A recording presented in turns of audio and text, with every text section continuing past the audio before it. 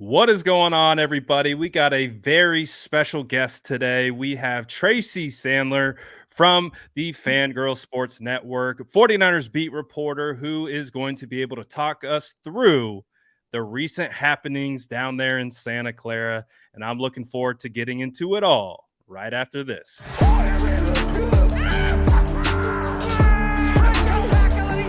Smash that like button if you haven't already. Love to see it.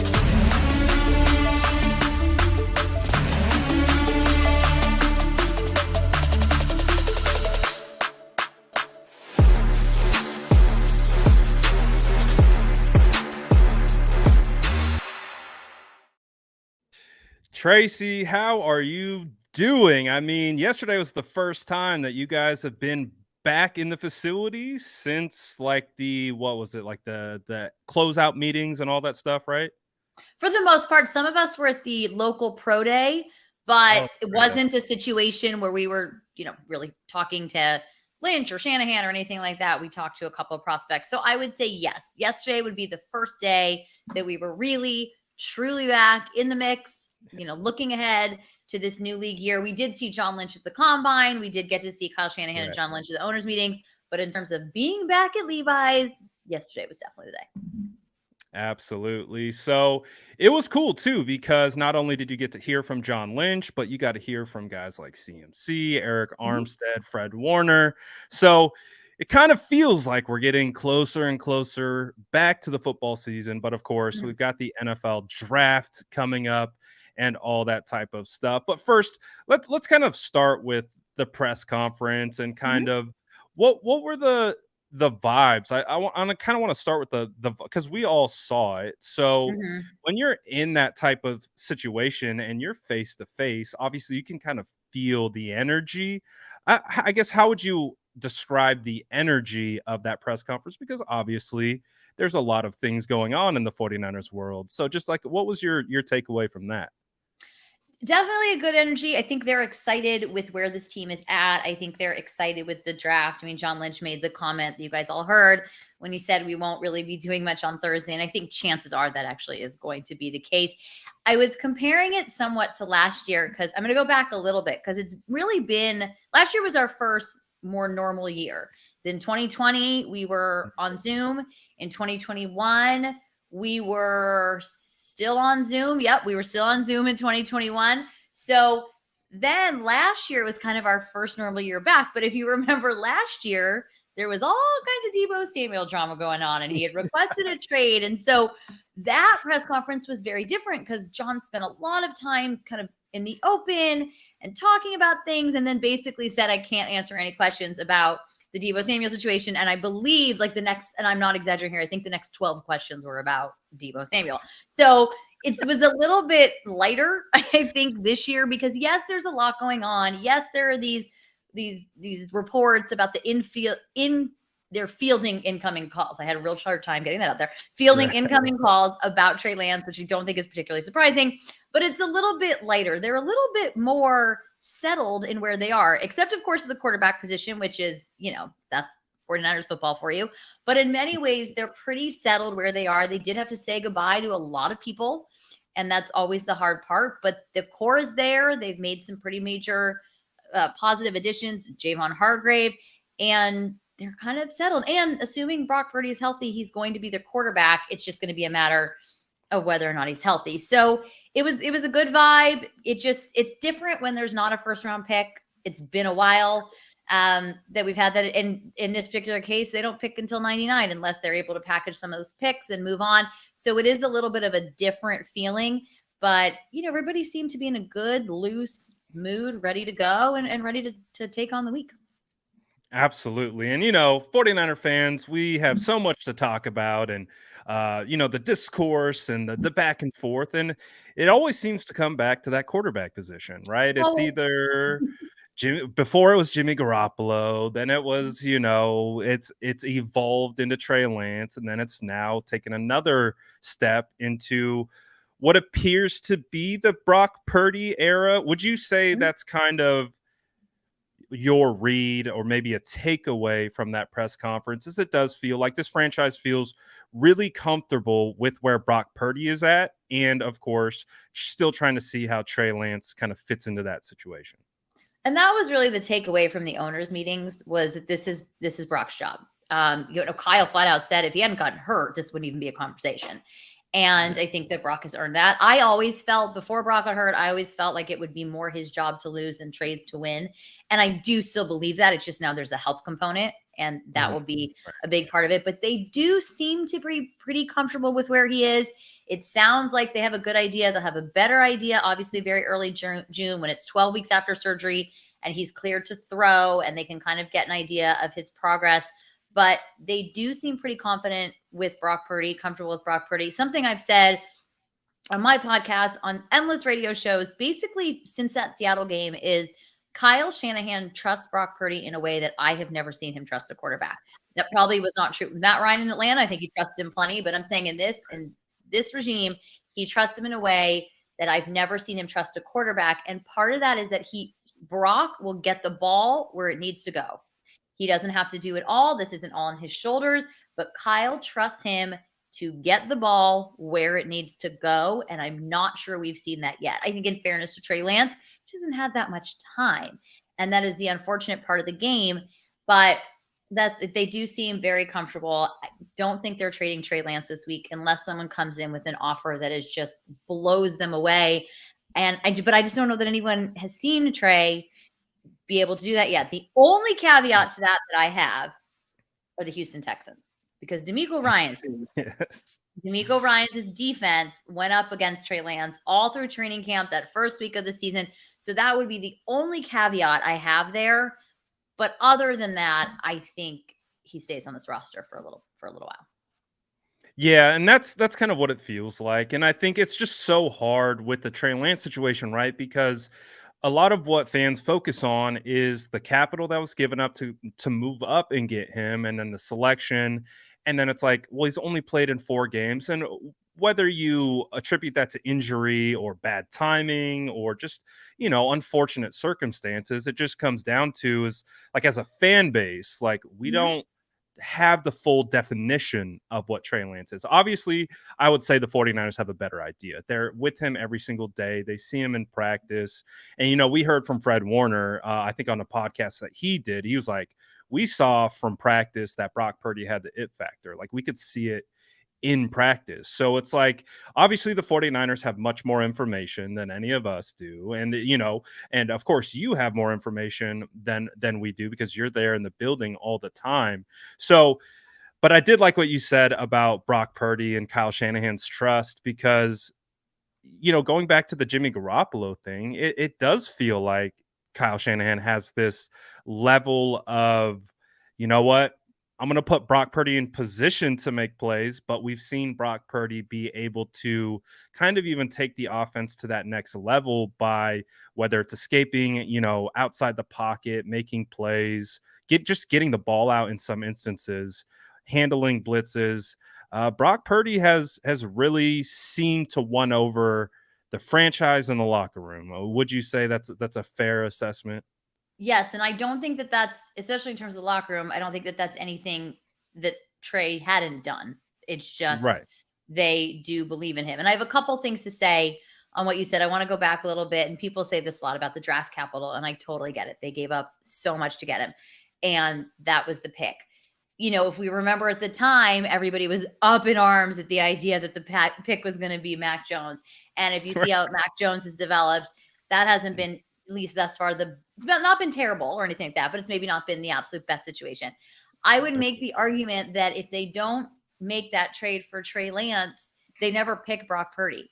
So if Brock Purdy really does end up being the guy and the franchise quarterback, they don't pick him without having picked Trey Lance. And I know that may be a roundabout way to look at it, but that is true. So it's something to think about. I think in terms, I had another thought there. And I felt like it was a good thought. Oh, I remember now. And the other thought was with Trey, and then the other big reason I don't think there's any reason you trade him right now is he could have an incredible offseason. He could have an incredible preseason. He may start a couple games and look good. Brock comes in because Brock earned that job, But as we saw, someone could get hurt. And maybe Trey Lance does end up being what they wanted him to be. There are just so many questions right now. But at the end of the day, right now, Brock Purdy has earned that position. And I believe he will be their starting quarterback in 2023. It's just going to be a matter of what week will he be ready to start. So I think that's where we are there. And then, of course, there's Sam Darnold, who that's an interesting one just because he's yet to be in a good situation. I don't know that I ever felt that he was a number 3 draft pick. Even at the time, I always felt that was maybe a little bit high. I understood. I would have to agree with you there. Yeah, I mean, I understood why they did it, but then he's never been in a good situation. And so it would be interesting to see with Brian Griese, who I think is the greatest quarterbacks coach of all time, and not just because he went to Michigan, but a big part of that is because he went to Michigan. But with Brian Griese, who's like the greatest quarterbacks coach of all time, and Kyle Shanahan and these playmakers, it'd be interesting to see what he could do. It could behoove this team to have 3 quarterbacks and a practice squad guy. I mean, the San Francisco 49ers needed 4 quarterbacks all the way up until the NFC Championship game, right? And ultimately they used and went through all 4 to the point where we had Christian McCaffrey coming out with the quarterback wristband in the NFC Championship game and not really knowing what to do in that particular instance. So I would have to agree with you there. I would say more quarterbacks at this particular stage. And also, too, you look at the landscape of this roster. I mean, the roster, we focus so much on the quarterback, right? But it's easy to overlook sometimes how good this roster is. This team is still built to compete at a high level within the division and, of course, the broader NFL. So I think what we've all looked at, and I'm sure you can speak to this too, as covering the team for some time now, is it just really comes down to staying healthy, right? Would you say like that's been their biggest, no pun intended, Achilles heel when it comes to their success? It just really boils down to health. 100%. And I think that's true of most NFL teams. I mean, I really do. I think that we're so ingrained in this team. But this year, I tried to pay a little more attention to other teams' injury reports on a daily basis, especially the teams the 49ers were playing. A lot of teams have a lot of injuries every single year. It's football. I think with the 49ers, it feels like there's more. And I think at times there have been more. The quarterback situation was very strange. And also just kind of, you couldn't blame one thing on the quarterback situation. I mean, each of them got injured in such a different way. And that's just kind of what happened. And it was weird and not ideal. And it wasn't, but they just all got injured in very different ways. And that does happen. They do play a very physical game of football. And that is part of it too. But health is going to be the big thing. It's always the big thing, but I think that's true for any NFL team. And I would also say this with this particular team, when you look at all the injuries that went on in the D-line throughout the season and the depth that they had to overcome them and to lose Emmanuel Mosley in week 5, and you have Diamador Lenore come in and really by the end of the season was playing well. I mean, there's still a lot of growth, but the growth from year 1 to year 2 was playing really well. I mean, they overcame a lot of injuries. I mean, they lost their starting quarterback in week 2 and then had another starting quarterback waiting in the wings and then lose him and nobody knew it, but another starting quarterback waiting in the wings. So they overcame a lot and that's just football. Absolutely. I try to say it all the time. Football is like 100% guaranteed you're going to get injured. It's just what extent to the injury you're going to get. Can you play through that injury, or is you're going to miss some time? I mean, it's a contact sport, right? And it's grueling, takes a toll on these guys. And, it's become a year-round job where maybe, 20, 30 years ago, it wasn't quite like that. But now it definitely is, right? And especially with how big the business has gotten. And I want to talk about this really quick, a little bit of a sidestep. I do see the Michigan propaganda quite a bit. And I went to the greatest school in the entire world. Exactly. But I like what you said about Brian Griese. And I kind of want to hover around that a little bit because we have seen the quarterbacks and maybe even the relationship between quarterbacks and Kyle be a little bit smoother Is he kind of that conduit between Kyle? He's like obviously he's the coach in the room, so he spends probably the most times with the quarterbacks, and we know Kyle spends a lot of time with the quarterbacks as well. But it sounds like Brian Griese's impact is truly felt within that locker room. I think it is. Whether or not he's a conduit, I can't really speak to that, but something they've all talked about. Well, there are two things I want to say. First of all, we did see Jimmy Garoppolo playing the best football of his career before he got hurt. And Then you have Brock Purdy come in, and I know they really were so excited about Brock Purdy when they drafted him. They were excited about him coming into the season. They gave Nate Sudfeld that guaranteed money, and they still had Brock on that roster. And they said, I'll never forget on this, when they were doing the rosters and they re-signed Jimmy Garoppolo, we did a call with John and Kyle, and they said, Brock Purdy has earned this position. And part of the reason is that we were also afraid if we cut him, someone else was going to pick him up. And I really think they meant that. So there's that. So I think what we've seen him do with the quarterbacks was really impressive. Again, with Trey Lance, it's just hard to say because there was a monsoon and then he got hurt. And so it was a little hard to tell what was going to happen. But something that they've all pointed to, every single one of them has pointed to with Brian Griese, is what a difference it makes to have somebody in that room who has been through it and has been through all of it. I mean, he went through what Brock went through. He had a quarterback who was injured, and then he kind of came in. He wasn't wasn't the final pick in the draft, but had to kind of come in and get thrown into the fire, so to speak. And he's just been there. And he's been through it in terms of what you deal with off the field. He's been through it with what you deal with on the field. And I think that has made such a difference. And Kyle's talked about it. Brock talked about it. Jimmy talked about it. Trey talked about it. Everybody has talked about it. And I asked Kyle about it, I think after Brock's first start, and how much of a difference that made. And he said having someone like Griese is invaluable. It really is, because Kyle said he can talk to Brock about things that I can talk to him about that I haven't experienced. Brian's experienced them, and that makes a big difference. Didn't Brian, I can't remember the order. Was Brian ahead of Tom Brady, or is Tom Brady ahead of Brian at Michigan? He was ahead of Tom Brady. Brian's older. Did Tom Brady beat him out, or did Griese? No, Griese left. Tom Brady came in after Griese left. He graduated. So, and Griese comes from a football family, right? So, yes, he's been in it. He's one of these football lifers. It's ingrained in his family. He played the position for many years, and of course, famously under Mike Shanahan. And you get them reunited. What is your take on Kyle Shanahan and the way? Because I think we get hyper-focused sometimes on individual play calls and things like that. But I also look at Kyle Shanahan in the sense of how he builds staffs and the also what it feels like a pretty solid winning environment. What would you say to that in regards to your evaluation of Kyle Shanahan? I would say that's very true. I even go back to 2017 when this team was 0-9. And that locker room, and my first season covering the team was 2016 with Chip Kelly. So that 0-9 locker room did not feel like the Chip Kelly one in whatever locker room that it was. And that's not a knock on Chip Kelly, because I really like Chip Kelly, but it just was a different type of thing.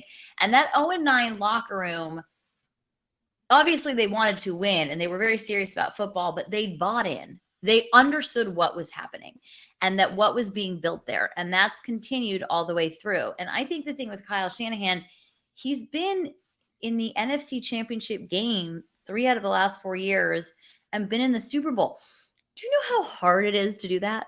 And I think that there's like a blessing and a curse in that, because you get that far, and then if you don't win it, people start with he can't win the big game thing.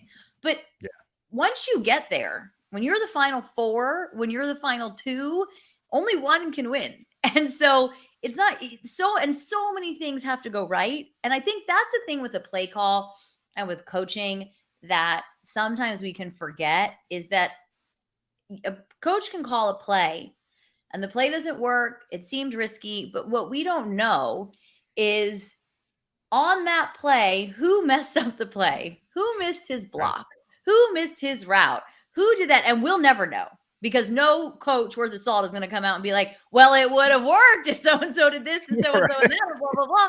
So the coach takes it. But I think that's the thing that you have to remember, not you, but the universal you has to remember, But I think with Kyle Shanahan, to be in a position where they've been to the NFC Championship game 3 out of the last 4 years, it's incredible. You're in the Final Four. And if you liken it to college basketball, if your college basketball team was in the Final Four 3 out of the last 4 years, that's incredible. And so I think that's the thing that people kind of have to remember. So that's to say, I have a tremendous amount of respect for Kyle Shanahan. I think he's a great coach. I think his players really like him. He understands his players. He does an incredibly good job of being coach, but also sometimes being friend when necessary. And, we've seen him hanging out. We see stuff on social media of him hanging out with the players, and he's a player's coach. And I really could not have more respect for him. And I also really think he is an offensive genius. I used to think I knew things about football, and then Kyle Shanahan got there, and I was like, I definitely do not.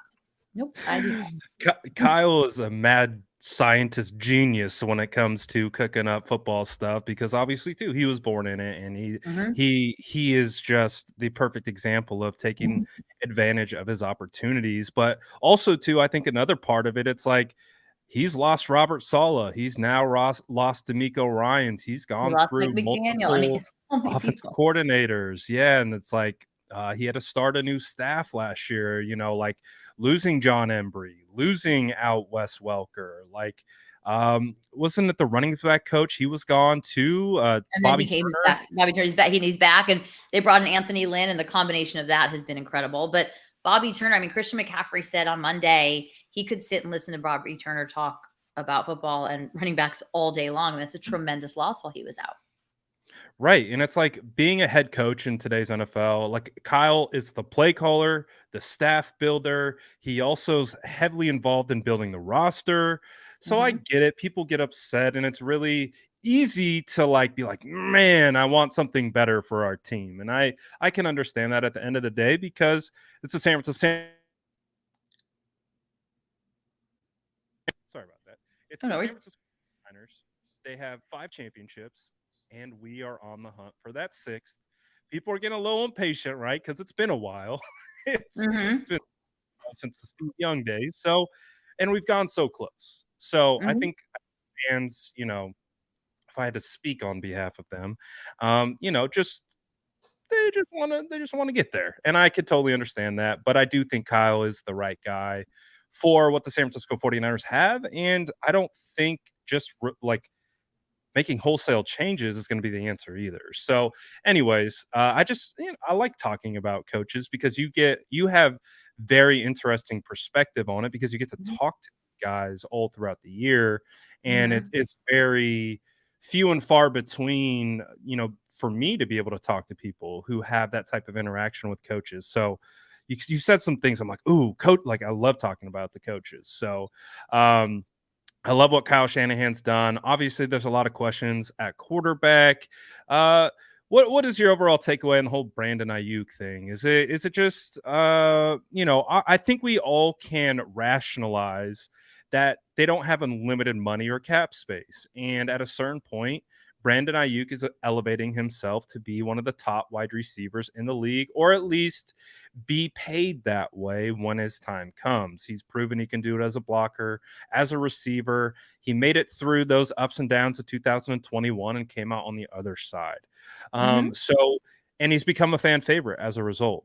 So I think we all can rationalize that we don't want to lose Brandon Aiyuk, but I think we can all understand the business side of, or not all of us, but some of us can understand the business side.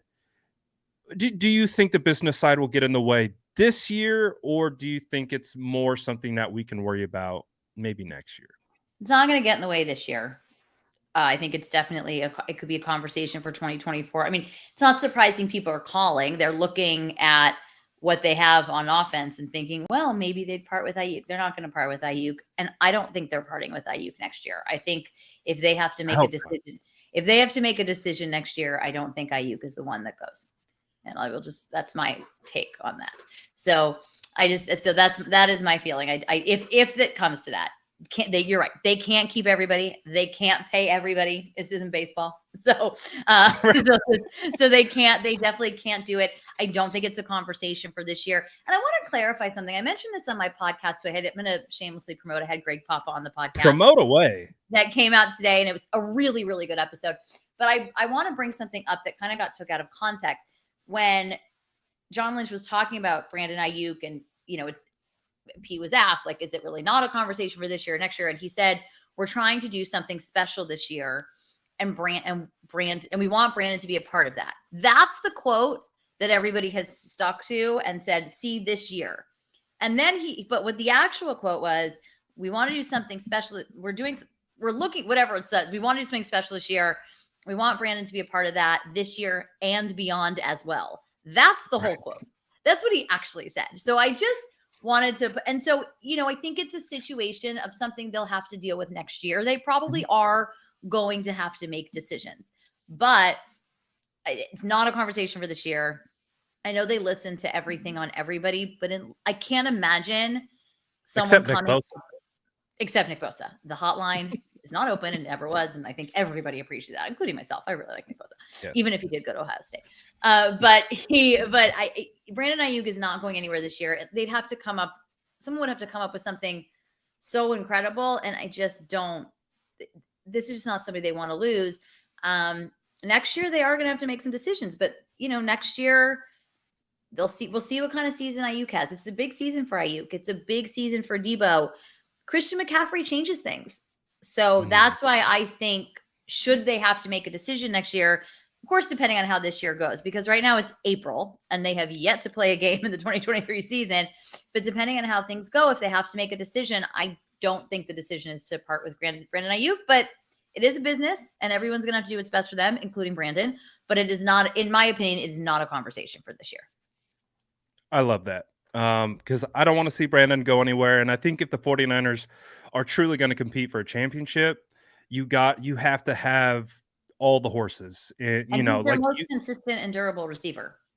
Exactly. And it's not even and we know Debo's ceiling is extremely high, but we also know he's got a floor as well, and he has some injury concerns from time to time. And we know Brandon is reliable. We know he'll be there all the time. And if you can get both of them out there at the same time with Kittle and CMC, then the 49ers are in a great spot. And I want to say, because I don't want this to seem like, Debo's an incredible talent. And how lucky that's the other thing. How lucky are they to have both Debo Samuel and Brandon Aiyuk right now on their offense? Who on earth is going to let that go? No one. No one's like that. This team also, this is the other thing I think people sometimes forget. They have a window, and that window is going to close at some point over the next couple of years. They are going to try to keep as many people in that window as they can.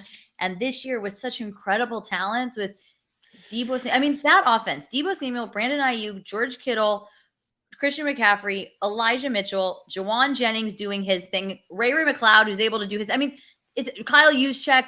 It's incredible. So I don't know that they're going to part with anybody. I think they'll do everything in their power next year to keep everybody, but it's still, no matter what happens, it's a conversation for next year, not this year.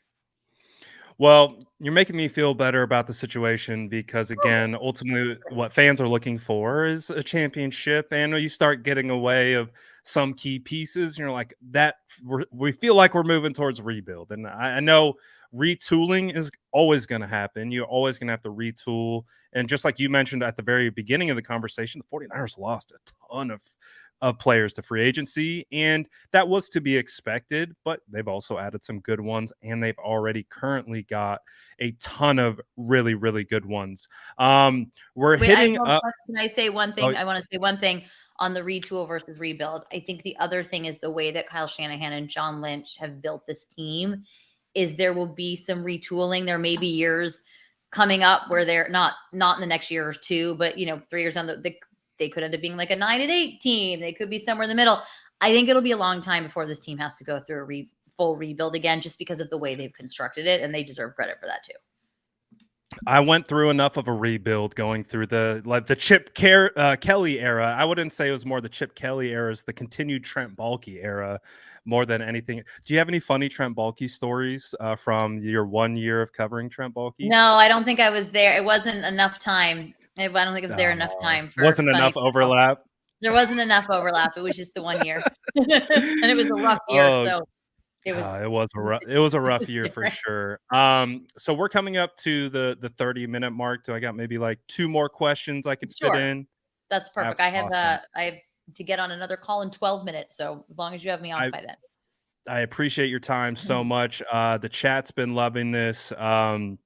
Appreciate all your time, and we'll let you let everyone know what else you're working on the way out. But also, as we're talking about, the San Francisco 49ers, who's a player you could see from last year's draft taking a jump this year, and really, because I think we're always focused on who's left, kind of like we talked Mhm, about, and kind of who we're going to add in the draft or free agency.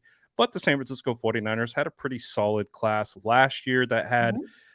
great contributors. But do you see a particular player from that class standing out to you and taking that big time jump like we've seen from maybe a Diamador Lenore towards the end of the year, like you mentioned? I think Drake Jackson is probably that player. I mean, Spencer Burford's was incredible, and I expect that he will continue and will only get better. I mean, it's actually pretty amazing. Offensive linemen aren't always that great in their first year, and he really was. So I expect he will just continue to get better and better. But I think we're going to see that from Drake Jackson. I think that it was in a big learning season for him. I think when he did contribute, he really contributed and showed the flashes of the talent that were there. So I imagine that we'll see more from Drake Jackson and see him take a really big leap. But somebody else that I'm just kind of interested to see how they do, because going back to our wide receiver discussion, his season, I think, will have a big effect on next year's offseason, and that's Danny Gray. So I'm interested to see what kind of season he has. But if I had to pick one that's going to make a jump, I think Drake Jackson. I agree on both of those takes. I think Drake Jackson was very raw coming out of USC, but immensely talented. All the Mm-hmm. raw tools that you want from a defensive end. But again, was he like 21 when he was drafted? Mm-hmm. Shanahan talked about him maybe hitting that rookie wall towards the end. I think you give Drake Jackson a full offseason in an NFL program, get maybe on one of those weight plans, get with Chris Kosarek a little bit more, start refining that technique. Drake Jackson could be a huge riser. And I do like the Danny Gray pick. I was a big Danny Gray fan coming out of SMU.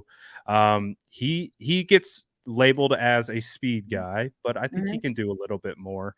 So it'll be interesting to see how he fits in. And we know, Kyle Shanahan runs a tough ship over there for those wide Yeah, receivers. So it takes a little bit of acclimation time, right? So maybe we absolutely. see that breakout in year two for Danny Gray. So let me get you out on this kind of last question. I guess I want to make it a little bit more about yourself, because I do have a ton of respect for Thank what you. you've been able to do. Like, because you started off with your own you started off with your own platform built on empowering women in sports and giving women voices. And you've been able to now, like you said, you started on the 49ers beat in 2016, and you're still like, that's phenomenal. Like, Thank you you. know, I think that is super cool. And obviously a lot has changed. We went through a Mhm. pandemic and all that type of stuff. And but ultimately, just like, what has that experience been like? Like, do you still kind of like get to wake up sometimes and be like, man, I got to cover football for a living? Like, you're really into sports. I see all the Michigan stuff. I see your Dodgers stuff. Um, and Mhm. you know what I mean? But it's like, Mhm. man, you've built a platform that has enabled you to not only give yourself a voice in sports, but other women in sports, and do it at a high level. Like, what does that mean to you? I mean, it means everything, and it is really cool. And there are definitely days where I still wake up and think like, wow, like I have the coolest job and I built it. I mean, there's some things that there are a few days that like jump out to me. There was Monday Night Football and Green Bay in October of 2018. And I that know game, I don't know if exactly you what you're remember that talking game. about. This DJ Beathard Yeah. game was so close, and Aaron Rodgers did his They thing, and almost that was won. that. Almost won. Yeah. But that game, I was on the field before the game started at Lambeau, and I was like, this is cool. Like, sometimes I forget, and this is cool. The Super Bowl in Miami was like, I'm covering the Super Bowl today, and I built this. Like, I built this just because I just started one day. And that's happened a number of times. And even in the last couple of years, back to Lambeau Field for that cold game in January, that incredible playoff game that was like, it was freezing, but I'm at Lambeau Field in January. Like, there's playoff football that's iconic, and just on and on and on. And even in the NFC Championship game last year, the NFC Championship game this year, like these things are really cool. So yes, as I have these moments where I'm like, wow, I did this and I love this and I do have the coolest job in the world, and it is work. I know we post pictures on Instagram and it's on the field and they're warming up and I got my field photo and all of that. But I wake up at 6 a.m. on game day. I'm at the stadium 4 hours at least before the game starts. I'm working many hours after the game ends, but it's great and cool, and I appreciate what you said. Thank you. And it's been a very cool experience, and I don't like to pat myself on the back or whatever so much, but I have to say, like, sometimes I'm really like proud of myself and what I built.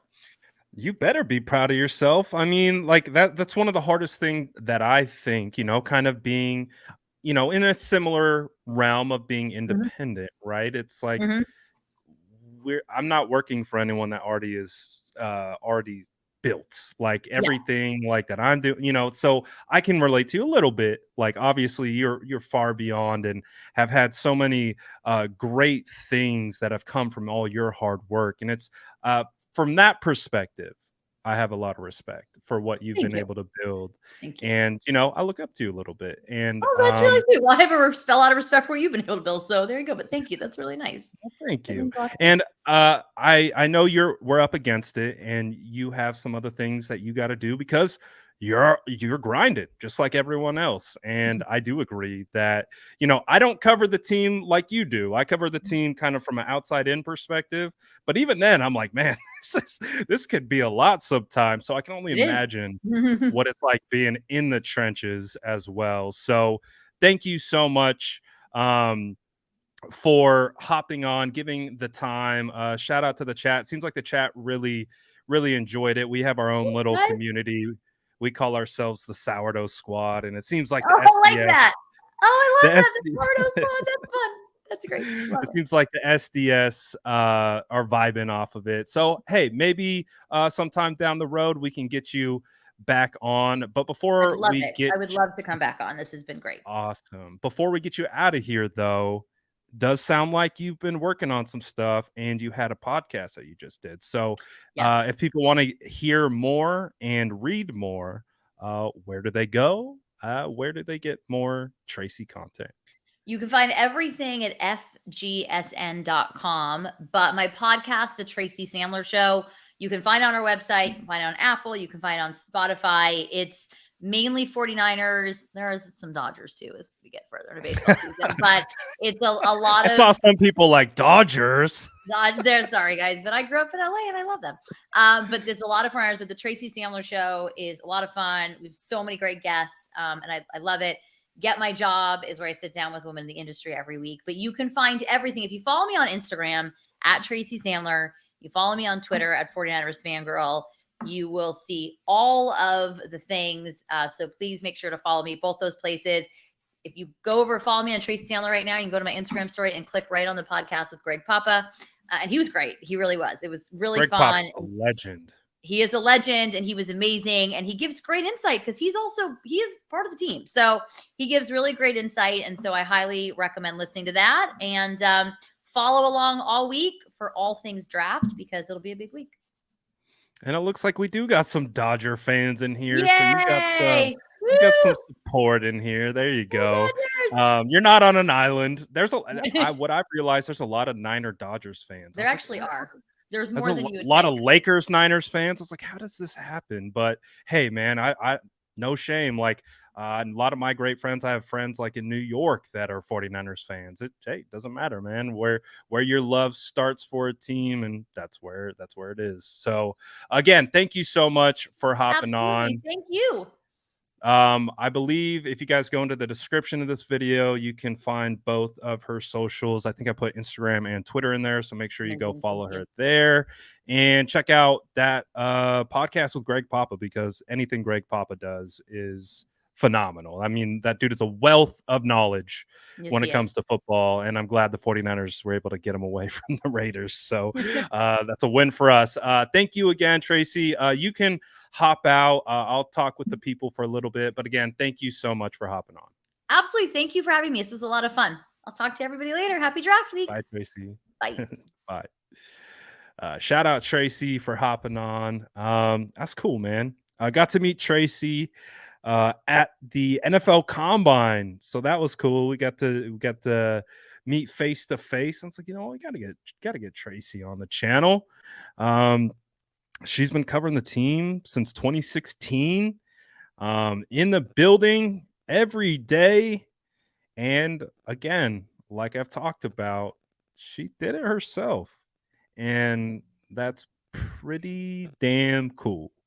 As someone who is trying to do the same himself, I got nothing but respect for what Tracy has been able to do, how she's been able to build her platform to leverage that into becoming a 49ers beat reporter. Like, win. W. Shout out Tracy. Always doing great work. And again, she has her podcast on, I think it's the Believe Network. Um, she's out here talking to Greg Papa. Greg Papa, 49ers royalty legend. So that was cool. Good to talk to Tracy.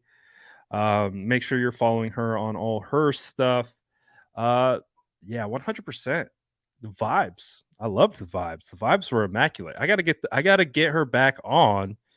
Maybe some OTA stuff. Maybe we'll see if she's good for OTAs or something like that, because I love the vibes. The vibes are good. She's just a ball of good energy, and I'm down for that. Um, we get buried in the weeds sometimes out here talking about 49ers quarterback stuff. It gets a little contentious sometimes. It's nice to get some positive energy in the building. That's always good. But shout out Tracy and all that type of stuff. Programming note. So I teased this a little bit yesterday. But tomorrow we are going to have a 49ers player on for an interview. Um, should be all good to go. So I don't feel too, again, things happen sometimes, but I feel pretty good that this one's locked in. We've been talking about this for a while. So I'm gonna get Demetrius Flanagan Fowles, DFF, special teams legend, re-signed with the 49ers on a 1-year deal, and will be competing for that LB3 spot. So we're gonna have DFF in the building. I'm actually really excited about that. I've been following DFF on social for a while. Dude's super funny. He does this thing called Flan Thoughts. It's one of my favorite things on Instagram right now, where he just drops these things that he's thinking about. It's like the most random, but it's hilarious. So we're gonna do a little bit of Flan Thoughts on here. But DFF, I'm very excited about getting him on here, because he'll be able to tell us, he'll be able to give us insight on D'Amico, a little bit of Steve. I want to learn more about Steve Wilks and what he's learned about Steve Wilks so far. I want to learn about his process going from an undrafted free agent to now getting an opportunity. He re-signed on a 1-year deal, but we've seen guys in his position, like think of like a DJ Jones. DJ Jones signed on a 1-year, re-signed on a modest 1-year deal, and then signed a big time contract the next year. DFF has proven he can take snaps and he can play linebacker, and he's going to have the opportunity this year. So obviously you have Oren Burks, you got Marcelino McCrary Ball. They're probably going to draft someone, but DFF, we already know he's got a spot on special teams. I think he was like second or third in the league in special teams tackles. So I'm excited to bring DFF on. I think it's going to be a phenomenal conversation. So that will be tomorrow. I believe the timing we set. Let me just make sure. 4:30. So 4:30 tomorrow, Pacific Standard Time. We will get DFF on the channel, and I'm looking forward to that, man. That's going to be a good one. I think DFF is going to be a great conversation. He just seems like a guy who is well spoken and is going to give us legitimate, thoughtful answers. So definitely looking forward to that. So that will be tomorrow. We had Tracy on today, and we're just getting ready for the draft. Draft is right around the corner. Oh, I can't believe it's here already. It's wild to think that the draft was it Thursday the draft starts? Like, man, before we know it, it's going to be OTAs, and then before we know it, it's going to be training camp, and that's what I can't wait for. I cannot wait for training camp. Training camp is the next thing I'm waiting for. I can't wait to get around football. I've always been a fan of the off season. This might be the off season I've liked the least. I'll be honest. I don't know if it's just because the way the 49ers lost in the NFC Championship game, how unmotivated I was to get into the draft to start. Normally I'm a draft freak. I love draft stuff, but I was like, "Oh, I need a break from football after that." After that NFC Championship game, I was like, shot to the heart. I'm still recovering from that NFC Championship game. I'm still like, what happened? How did that happen? So, but I'm excited, man. This is the least prepared I am for the draft for sure. Least prepared. Normally, like, obviously, if the 49ers are in the playoffs, like, I'm going to be covering the 49ers, so it takes away from a lot of that pre-draft coverage. And the 49ers, but like with the way it ended last year, which was still a gut punch, at least last year, like, it was a drop pick. We should have been in the Super Bowl. We played a hell of a game. It was a hell of a year. Overcame a lot of adversity, scrapping, clawing our way the entire season. I was like, yeah, it sucked how it ended, but I was like, all right, it was a good year. Like, it was a good year. I wasn't expecting them to be in the Super Bowl. So the fact that they made it to the NFC Championship game after the way they started and the crazy year it was, I was like, all right. I can rationalize this and like hop right into the draft. And this year it was like I needed Justin. I needed Justin to send me prospects to get me in the mood. Like, all the first prospects I watched were from Justin. It was Dontavian Wicks. It was McGuire. Um, it was the guys that Justin sent me because I was like, when it comes to like think figuratively of like having to like roll yourself out of bed, like, but for draft coverage, I was like, I don't want to get out of bed. I was, was like, Justin, feed me draft prospects because I don't have the energy to even begin. But And then I started getting hyped about the draft like 2 weeks ago, 3 weeks ago, and I was like, damn. It's like it's already, and now it's already almost here. But last year was fun because last year was the first year at the combine, right? So it's my first year at the combine. The Abe Lucas hive was buzzing. We didn't draft Abe Lucas though, unfortunately. That's the worst part about that. But it was my first combine experience. So I was definitely much more locked in last year. So I'm gonna make sure next year we're better prepared. Next year I'm gonna go to the Senior Bowl no matter what. Like I'm gonna go to the Senior Bowl even if the San Francisco 49ers make it to the Super Bowl, because the Senior Bowl is the week in between the NFC Championship game and the Super Bowl. So I didn't go to the Senior Bowl last year because I was just like, there's no way. There's just no way. I was fried. But next year, I'm gonna make it. I'm gonna make sure my draft coverage is on point because I don't want to be. I don't want to be in the spot like, man, I know I was down in the dumps, but I was like, I wish I studied more. So I'm gonna go to the Senior Bowl next year. I'm gonna go to the combine next year. I'm gonna try to get to the draft. I'm gonna try to do it all. We'll figure it out.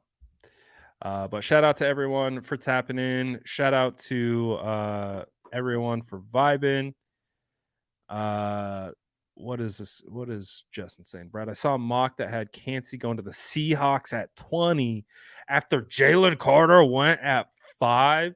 So they would have Cansey, Carter, and Draymond Jones.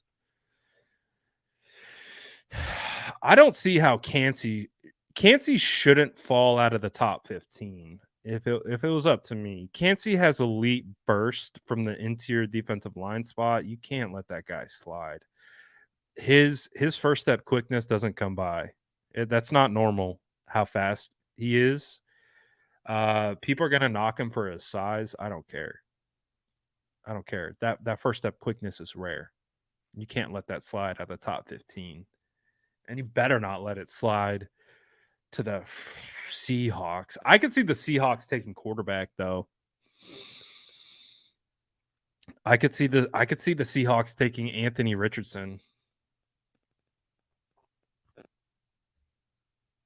I know they paid Geno like 3-year $100 million. I know they did. I know they gave Geno the big contract. But what better?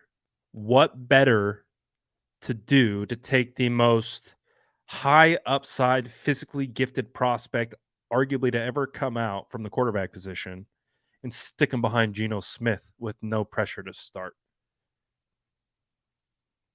And you could sell that to the entire organization. You could sell to the entire fan base. We just paid Geno. We drafted Anthony Richardson. And you know Seattle's got multiple firsts. They've got a ton of draft capital. And they're going to draft well because it's Seattle and they want to make our lives a living hell by taking all the good prospects. So I could see them. I could see them doing that. And then just sitting on AR for a year or two until they're ready to make the switch.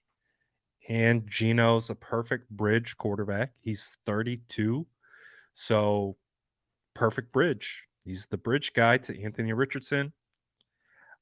He's compensated. You can keep some of the drama away. Seattle, man. Seattle finding themselves in a good spot. I don't like it. I don't like it. They can't keep getting away with this. They can't do it. Anyways.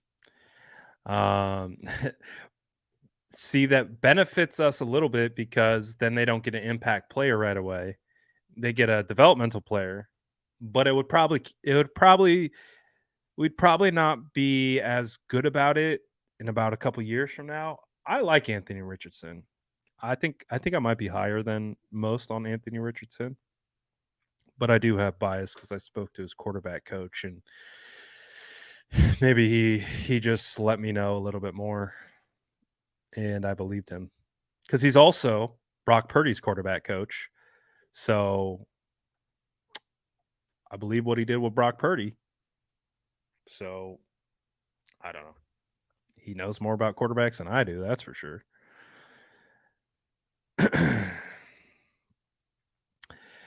Brad, how do you think the Jets are now with Aaron Rodgers at the helm? I think they're a competitive football team. I do. What do they have? They're going to have Breece Hall coming back, Garrett Wilson. They sign Alan Lazard. Their offensive line is decent. It's I would say it's about average to above average.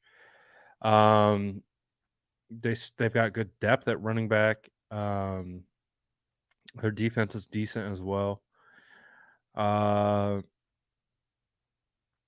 think they're going to be competitive. I don't know exactly what they'll do or what they're going to do, but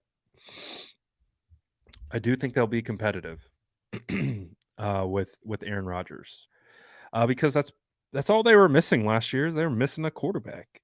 They just couldn't get competent play out of their quarterback. So I think they'll be all right. But let's see. I think that's it for today. We did 2 lives. We did a live mock draft earlier. If you want to watch that, it's on the channel.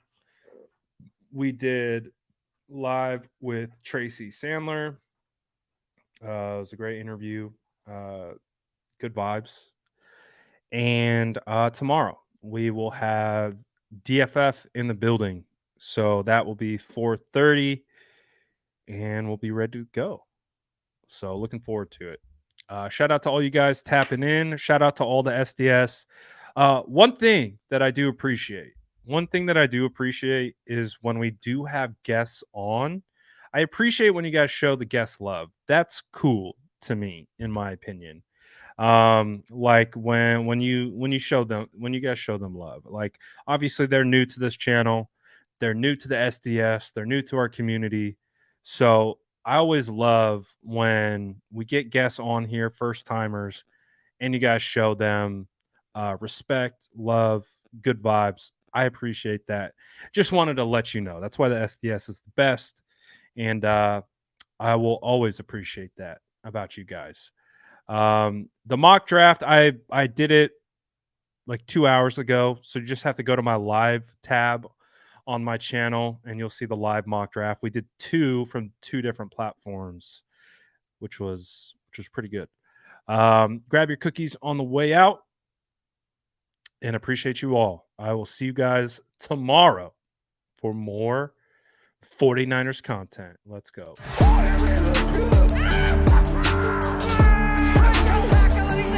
Smash that like button if you haven't already. Love to